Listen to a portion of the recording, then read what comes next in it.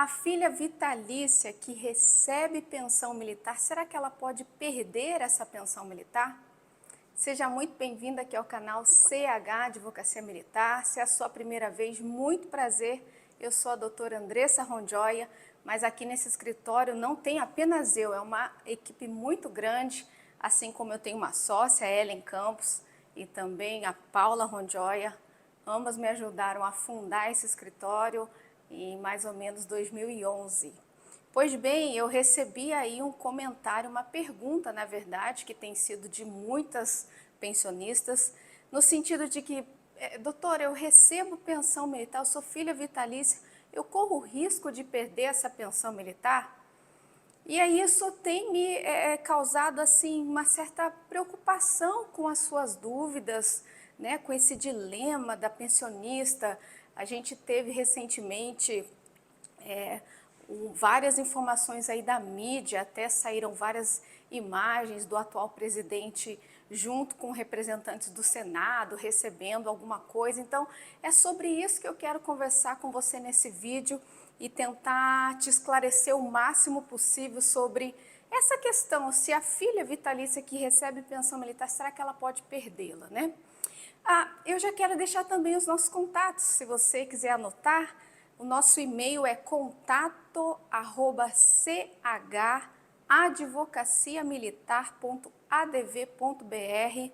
A gente também deixa aqui no canal um link para você clicar e ser direcionado automaticamente para o nosso WhatsApp, para você aí mandar a sua dúvida. Inclusive, quero chamar a sua atenção, nos outros vídeos você tem talvez exposto muito a sua particularidade, informações muito pessoais. Hoje a internet, a gente tem que tomar uma certa cautela em relação a isso. Então, quando você perceber que vai expor muito informações pessoais, clica lá no WhatsApp e mande diretamente para a gente aqui, que fica mais fácil da gente tentar te ajudar. O nosso telefone também é DDD 21 97264 7074. Aí você vai falar direto com o setor especializado de atendimento. Pois bem, vamos conversar. Sobre aquela questão, né, que o Senado foi lá entregar um documento para o atual presidente para tentar modificar essa pensão da filha, na verdade surgiu de um parecer. Eu não sei se você está conseguindo ler aí, mas eu vou citar. Eu estou com ele aqui em mãos. É um parecer do Senado Federal que foi elaborado pelo senador presidente desse parecer, o senador Paulo Paim, e o relator, o senador Carlos Viana. Na verdade, o senador Paulo Paim é o presidente da comissão, na época, de Direitos Humanos e Legislação Participativa do Senado Federal. Esse parecer, essa discussão surgiu após uma sugestão legislativa. Ali no portal do Senado existe um campo do e-cidadania que qualquer cidadão pode ali inserir uma ideia legislativa e, se tiverem muitos votos, aquilo passa para análise de algumas comissões, como aconteceu com esse. Então, a primeira informação que a mídia veiculou muito e que não é tão verdade, esse parecer, na verdade, ele foi instaurado por uma sugestão de fim da pensão militar para filhos e filhas de militares. Veja que a abordagem não foi necessariamente a questão da pensão da filha vitalícia. Mas isso, claro, tem gerado aí muita repercussão na mídia, e então é interessante aí, de repente, para divulgação, likes, vendas até mesmo de conteúdo informativo, jornalístico, dizer que era uma análise somente da pensão da filha vitalícia. Então não foi, tá bom? Eu tô aqui com o parecer, eu vou fazer o seguinte, eu vou deixar no link descritivo, se você abrir, eu vou deixar aí um link para você acessar esse parecer na íntegra e ter certeza aqui do que eu tô comentando com você, tá bem? Então, essa discussão surgiu por conta de uma sugestão legislativa de corte de pensão de filhas e filhos. A gente sabe que a própria Lei 13.954 já tratou sobre isso, já modificou muito os dependentes, o rol de dependentes do militar, Então, acredito que esse parecer ali não teve muito fundamento. Bom, sobre o nosso tema, né, essa dúvida que as meninas, né, os pensionistas de modo geral têm me encaminhado. Doutor, eu sou filha vitalícia, eu recebo a pensão, eu posso perder essa pensão militar? Eu vou categorizar aqui para a gente conversar e de forma bem simplista, porque eu quero que você entenda, né? Sem tentar usar muitos brocados jurídicos, aquela coisa rebuscada. Bem simplista. Eu vou dividir em 3 grupos acerca das pensionistas que recebem essa pensão ou que poderão vir a receber. Então, eu vou dizer que o primeiro grupo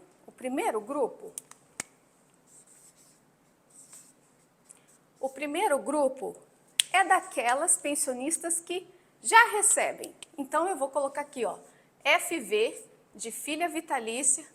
Esse primeiro grupo aqui, se você estiver nela, você vai, então, entender o que eu vou explicar agora.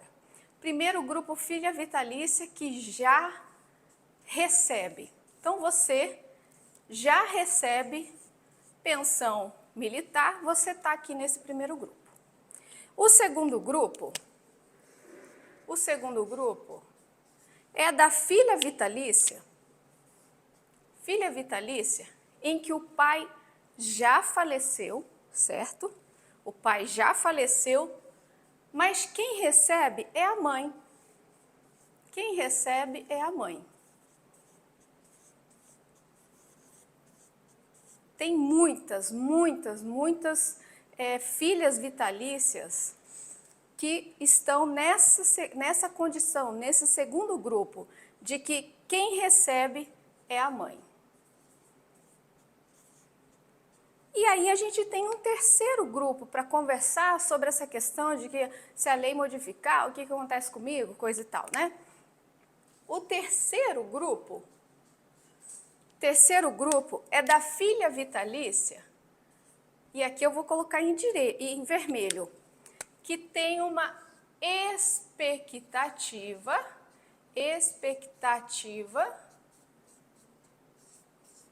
de direito. Vou pedir desculpas aí com a letra, gente, mas o importante é conseguir entender, né? Esse grupo aqui de filhas vitalícias que possuem expectativa de direito é daquelas em que o pai ou a mãe militar ainda estão vivos e recolhem o 1,5% de que trata a MP 22.15.10 de 2001, ok? Então, vamos lá. Nós temos, então, 3 grupos para poder conversar e você entender como vai funcionar essa questão de, ai meu Deus, o Senado encaminhou esse parecer lá, né, para o Executivo, o que pode acontecer? Primeiro grupo, você que é filha vitalícia já recebe a pensão. O segundo grupo, que é filha vitalícia, mas o pai já faleceu, mas quem recebe a pensão é a mãe. E o terceiro grupo, das filhas vitalícias que possuem uma expectativa de direito, porque o pai e a mãe militares estão vivos e recolhem um e-mail tratado pelo artigo 31 da MP 22.15.10 de 2001. Então, esse primeiro grupo, vou abordar agora sobre esse primeiro grupo. Esse primeiro grupo de filha vitalícia que já recebe, eu entendo que esse primeiro grupo já incorporou o direito. Quando a gente fala que essa pessoa já incorporou o direito, significa que ela exerce já esse direito e, portanto, ele se tornou adquirido. Quando a gente fala de um direito adquirido, o porquê que fala-se tanto em direito adquirido? Porque existe um artigo na Constituição, que é o artigo 5º. Esse artigo 5º, ele é bem extenso. Se você quiser conhecer mais sobre, assim, quais são os meus direitos frente ao Estado, porque quando a gente conversa sobre isso aqui, pensionista, a gente está preocupado com o direito que pode pode vir a ser violado pelo Estado, não é verdade? Ah, se a lei mudar, o Estado pode tirar, o Estado pode deixar de me pagar. Então, quando a gente fala, né, nessa questão de se o Estado pode violar um direito meu, você precisa ler esse artigo 5º e os seus incisos. Ali ele vai tratar sobre várias questões, dentre as questões, os direitos, o inciso 36 desse artigo 5º, que vai dizer que a lei, ou mesmo a jurisprudência, né, uma nova lei, nada pode violar o direito adquirido. Então, é isso, é um direito individual, garantido pela Constituição de 88, que o Estado não viole esse direito, que uma lei nova não viole esse direito que a pessoa já incorporou em seu mundo jurídico. Então, veja, a pensão já foi habilitada, você já está recebendo, né? Existe aí um título de pensão em seu favor, então você já está exercendo esse direito. Logo, entendo que uma nova lei, ainda que se vier a acontecer, ela não pode ferir o seu direito incorporado no seu mundo jurídico, que é a pensão militar que você já recebe na condição de filha vitalícia. Está esclarecido esse primeiro grupo? Eu espero que sim. Se não, se ficou alguma dúvida, se ficou algum ponto que eu não abordei, comente aí para mim.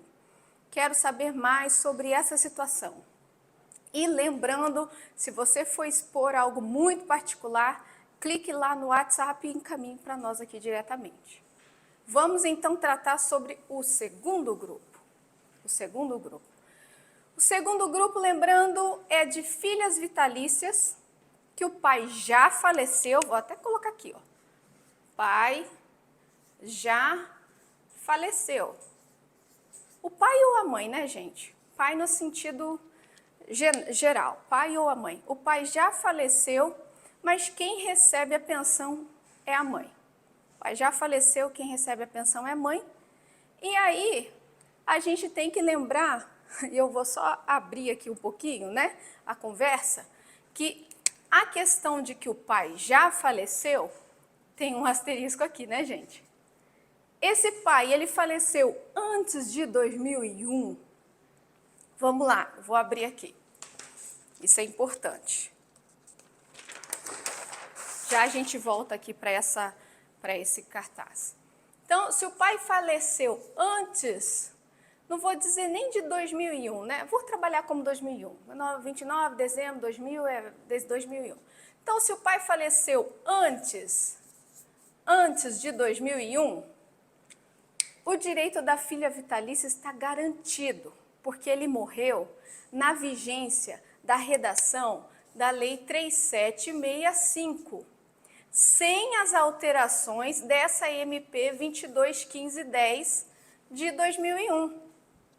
Veja, se a pessoa faleceu antes de uma alteração, não teria como dizer que a lei futura se aplicaria para ela. Então, ela faleceu antes e a lei anterior, a 3765, dizia que a filha de qualquer condição receberia a pensão.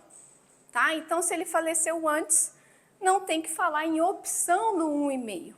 Agora, se ele faleceu depois de 2001, é necessário ter feito a opção do artigo 30, que diz que pode-se manter a redação anterior, ou seja, a garantia do direito dos beneficiários na previsão anterior, se recolhesse 1,5% além. E aqui, para aqueles que estão nos assistindo e caíram aí de paraquedas, né, tem sempre essa questão, ai, mas, poxa, essa filha vai receber, nossa, que um absurdo, não está recebendo de graça, né? O pai recolheu durante muitos anos, um valor a mais, ou ele faleceu na redação da vigência de uma lei que previa essa situação. Então, veja, não recolhia só 1,5, recolhia os seus 7,5 mais 1,5. E hoje recolhe 10,5 mais 1,5. Então, veja que existe uma contribuição ao Estado para que, no momento oportuno, haja essa contraprestação que é o pagamento da pensão militar. Então, voltando aqui, o segundo grupo, então, o pai já faleceu, e aí o asterisco, né, que nós conversamos, se o pai faleceu depois, ele deveria recolher 1,5, senão você não está nem nesse segundo grupo, né? Então, eu estou supondo que o segundo grupo, o pai já faleceu, ou ele faleceu na vigência da lei anterior, ou ele recolhia 1,5%. Se o pai já faleceu, existe uma informação que eu quero te passar que não está na lei. É uma informação jurisprudencial. O que é uma jurisprudência, né? A jurisprudência, fala-se muito isso, é uma jurisprudência, é uma jurisprudência. Quando a gente fala em jurisprudência é porque, de modo geral, hoje nós temos 6 tribunais federais no Brasil.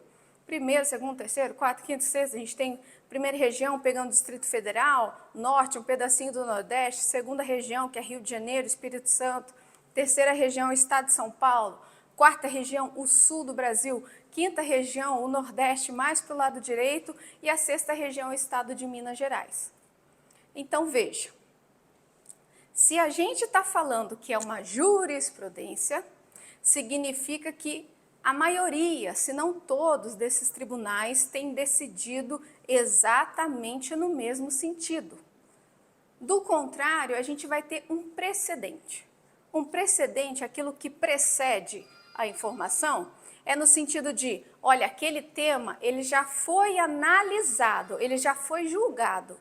Isso é um precedente, mas não significa que ele domina, né, a orientação dos tribunais. No caso disso que eu vou falar para vocês, é jurisprudência dominante. Dominante porque, além de todos os tribunais do país entenderem dessa forma, o nosso tribunal máximo que aborda lei, que é o nosso Superior Tribunal de Justiça. Hoje vocês sabem, né, que nós temos 2 grandes tribunais, que são os tribunais superiores do país, STF e STJ.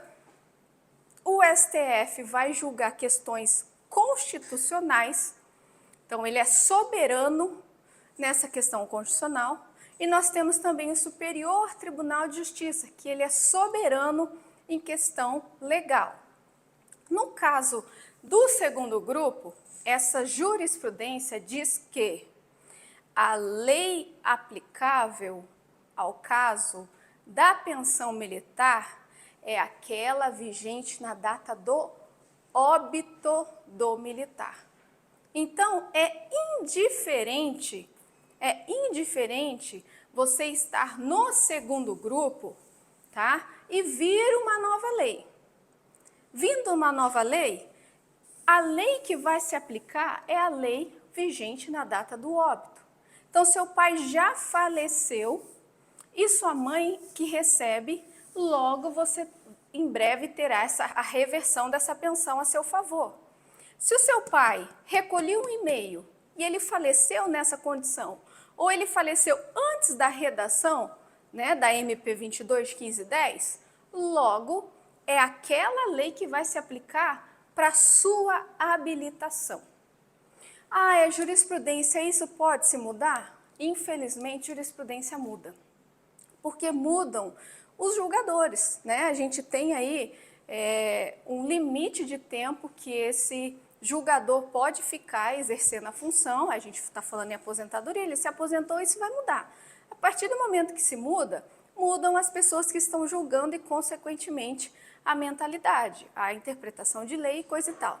Mas eu acredito que isso seja bem difícil, tá? Bem difícil acontecer, porque é realmente uma jurisprudência dominante. Daqui não sei quantos anos isso pode mudar?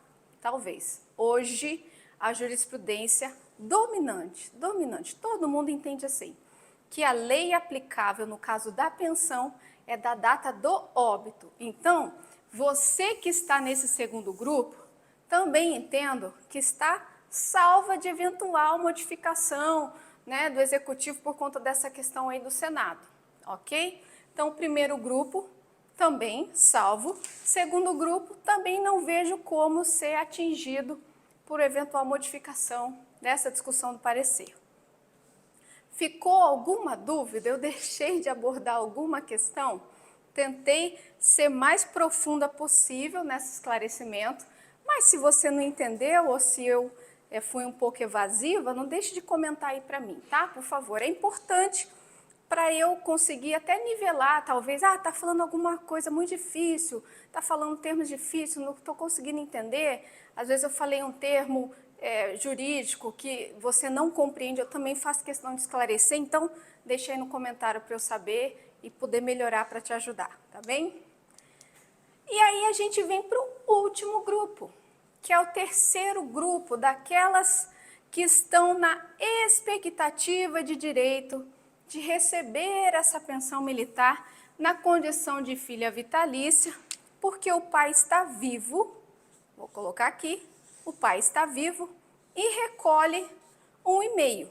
Ele recolhe um e-mail que a MP 2215-10 estabeleceu como possível para manter a redação anterior das 3765. Então, veja, uma expectativa de direito, em tese, não há impedimento para que a lei modifique essa expectativa de direito. Porque lembra que nós conversamos aqui no início, que a pessoa, quando ela incorpora o direito, que é um direito adquirido, né, que já se consumou, né, e ela já pode exercer esse direito previsto em lei, artigo 5º, inciso 36. Pois bem, aqui não há um direito que já pode ser exercido de modo que a próxima lei não possa violar, porque tem uma expectativa em receber esse direito ou exercer esse direito. Então, aqui, nesse grupo, é que eu entendo que seria possível uma alteração legislativa. Mas, apesar de entender possível essa alteração, eu não acredito que seja tão fácil ou tão viável, porque a gente tem o recolhimento de 1,5% por esse grupo, né? Essa questão é uma situação residual que a lei deixou. Quando a gente fala uma situação residual, é que apenas uma parcela dos militares, por uma garantia lá em 2001, para aqueles militares então que estavam no exercício, né, do serviço militar, da carreira militar em 2001 e foram pegos de surpresa pela mudança da lei, tiveram a oportunidade de manter a redação anterior, a previsão anterior, mediante o recolhimento de uma parcela acrescida de tributo. Sim, tributo, porque a pensão militar é tributo, é uma contribuição obrigatória, que inclusive foi estendida a vocês, né, pensionistas, a partir de dezembro de 2019, pela Lei 13.954. Então, veja, esse valor que foi recolhido a mais, havendo aí uma modificação de lei, será que não vai ser hipótese de devolução pelo Estado? Isso é algo a discutir. Isso tudo que eu estou dizendo, obviamente que um grupo de juristas com muito mais conhecimento que eu, né, vão mergulhar na análise e se aprofundar na análise se for o caso de vir a discutir no governo, porque eu dei uma pesquisada, não vi nada, nenhum burburinho. Mais uma vez, aquele parecer que eu comentei no início, que foi encaminhado para o Executivo pelo Senado, foi encaminhado, veio de uma proposta, sugestão, né, melhor dizendo, o termo correto é sugestão legislativa, lá do portal da E-Cidadania, por um brasileiro, e aí tiveram várias votações, aí o Senado disse, bom, essa questão aqui, porque se houver necessidade de devolver, né, restituir esses valores para que não ocorra enriquecimento ilícito por parte do Estado. Poxa, a lei garantia um direito mediante uma contribuição. Se a lei futura está retirando um direito que a lei anterior garantia, será que não tem que se restituir os militares que recolheram? A gente está falando 2001 para 2023, mais de 20 anos de recolhimento por diversos militares, né? Que recolheram de boa fé, acreditando na segurança jurídica da legislação, que é também um outro direito constitucional que não pode ser violado. Enfim, então assim, isso vai ter que ser analisado e essa análise é uma análise orçamentária, financeira do Estado. O Estado, o governo federal, teria que se aprofundar numa análise para ver qual seria o impacto financeiro que isso provocaria aos cofres públicos. Perceba que não é tão simples, então. Então, veja, se vai ter que restituir, e eu particularmente entendo que seria a hipótese de restituir aqueles que recolheram o e-mail em caso de o governo entender que tem que ser modificado isso. Então, se tem que restituir, tem que haver uma análise financeira, qual é o impacto que isso vai gerar aos cofres públicos. Então, depois dessa análise é que vai se pensar, poxa, vamos modificar ou não? Não vamos modificar. Então, percebe que é uma questão muito mais complexa do que se parece. Não é simplesmente vamos modificar, vamos retirar o direito, é só uma expectativa de direito. Ah, a regime previdenciário não tem direito adquirido. Olha, então ainda não morreram, logo a gente pode modificar. Não é tão simples, né? Como eu estou dizendo. Então, apesar do grupo 3 aqui, daqueles que estão inseridos no grupo 3, ainda terem uma mera expectativa de direito, porque ainda não exercem esse direito, estão esperando pro futuro, né? Tem a questão do recolhimento pelos militares, tem a questão da análise dos juristas, do governo, se vai ter que restituir, qual o impacto financeiro que isso vai provocar nos cofres públicos. Então, não entendo também que seja algo tão simples, né? Não seja algo tão simples. Eu acredito que eu tenha tentado aqui, ou tenha quase que esgotado as dúvidas, mas novamente deixe seu comentário e peça que eu esclareça algum outro ponto e claro, eu farei isso com o maior prazer, tá bom? Muito obrigada por ter ficado até o final desse vídeo e eu espero você numa próxima oportunidade. Até breve!